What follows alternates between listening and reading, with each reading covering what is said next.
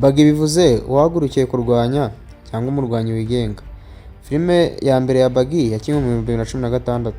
Itangira n'umusore witwa Ronnie uhabwa imyitozo ya Kung Fu mu ishuri rya martial arts rya Kerala. Akunda umukobwa witwa Sia ariko urukundo rwabo rusenya n'abanzi. Ronnie ahinduka intwari ikomeye akarwana ashaka kumurokora. Ronnie agaruka nk'umusirikare wahoze mu ngabo za India cyangwa se mu ngabo z'Ubuhinde. Ubu yitabazwa n'umukunzi we wa kera ngo amufashe gushaka umwana we wabuze. Arwana n'abagambanyi, abategetsi b'inyangabirama n'ingabo zikorera ruswa. Filime irimo imirwano y'ikirenga n'ubutumwa bw'ubutwari n'ubudahemuka.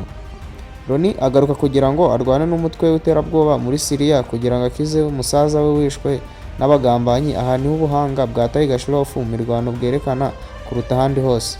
Ibisasu, imodoka ziturika n'intambara y'isi yose y'umuntu umwe. Buggy ntabwo ari filime y'imirwano gusa, ni inkuru y'urukundo, ukwiyemeza n'ubutwari bw'umuntu udacika intege imbere y'ikibi. Yerekana uburyo umuntu ashobora guhagarara ku kuri akarwana ku byo akunda. Urukurikirane rwa Buggy rwahindutse ikimenyetso cy'imbaraga z'urubyiruko rw'Abahinde. Iyi filime yatumye Tiger Shroff aba umwe mu bakinnyi bazwi cyane muri Bollywood.